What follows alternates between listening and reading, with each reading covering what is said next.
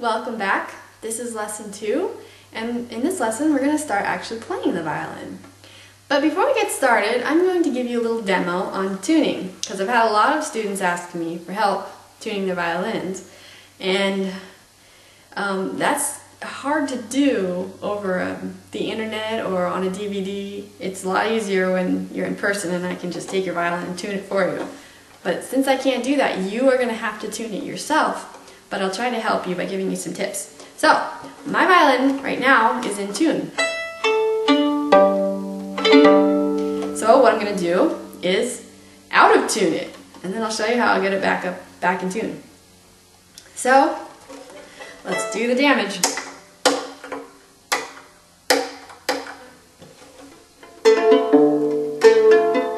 Sounds pretty bad. But that happens to some of your violins, especially if you buy it new and have it shipped to you. It can sound really bad.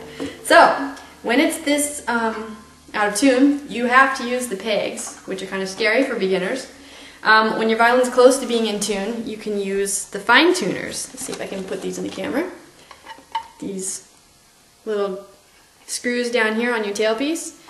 Those are the safest way to tune your violin, but it has to be pretty close to being in tune, and then you just use these for getting it the rest of the way in tune. Those are safe because you can turn them as far as you want, and you can't break your strings by using these. So if you have a private teacher, they'll tune your violin for you, and then when it shouldn't really go out of tune very much, so you can fix it by just turning these a little bit, and you don't have to worry about breaking a string. Because when they get too far in, they won't go any farther, and so you can't break strings. However, with the pegs, you can break a string very, very easily. So when you turn them, you only want to turn them a little bit at a time, and then pluck the string the whole time you're turning it to listen, and turn it very slowly. You don't want to just take it and give it a big turn, because the violin strings go up in pitch very quickly. And you don't want to go past the pitch of what it's supposed to be, or it'll break the string, especially the E string will break really easy. So, yeah, if it happens, you're just going to have to buy another string. You know, we all break strings, but we don't want to. So, the violin's very out of tune. What are we going to do about it?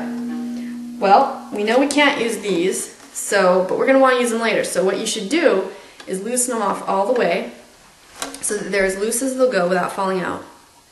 Because that way they're ready when you get the string close to being in tune with your peg.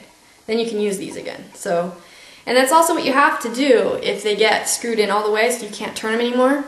Then you have to back them off all the way and take up the slack with your peg so you can use these again. So we're just going to make sure that our fine tuners are loose. Now again, this is only if your violin's really out of tune. I'm just giving you a demonstration of what to do.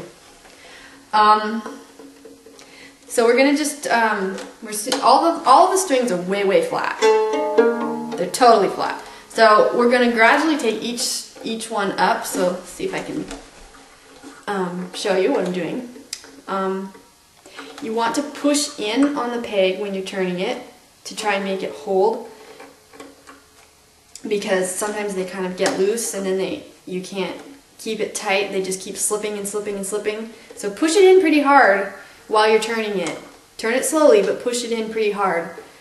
And also, I probably can't really show this on the camera, but if you have slipping pegs, it really helps to wrap the string really tight up against the peg box. Not super tight, because you don't want to crack your peg box, but that can help a slipping peg just by restringing it a little differently, so the string is up against the peg box. So we're gonna take the A string up just a little bit and push it in. And then we're going to take the D string up a little bit. Just a little. Then we're going to do the G string. And then we're going to do the E string.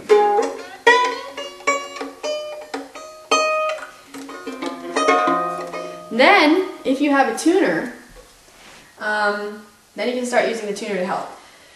So, this is my tuner.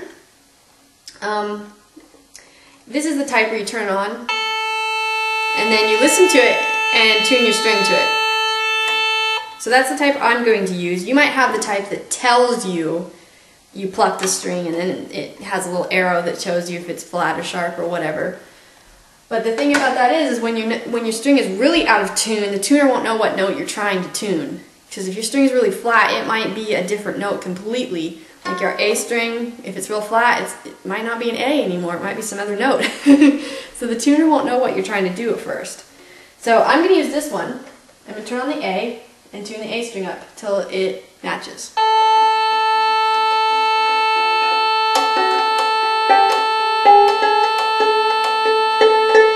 Notice how I plucked the whole time till I found it?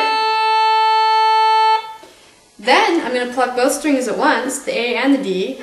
And now I'm showing you how an advanced player would do this. It might be a little harder for you, but I'm going to pluck the D and the A together actually. Then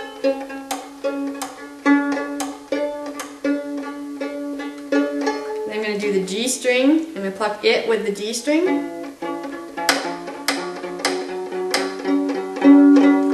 Then I'm going to bring the E string up. And then I'm going to check the A string again because it's probably back out of tune.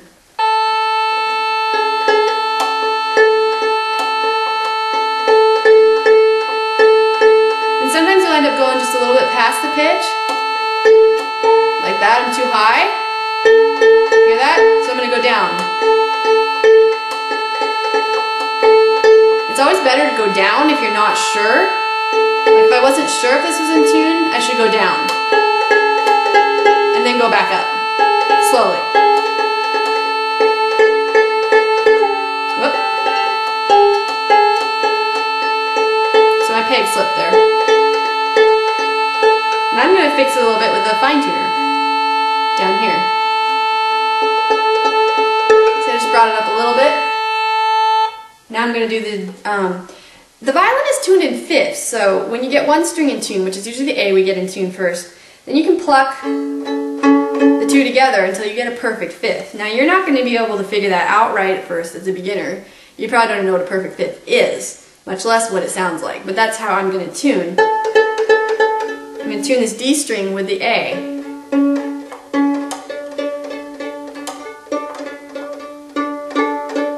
I'm going to do the G string. I'm going to tune the E with the fine tuner.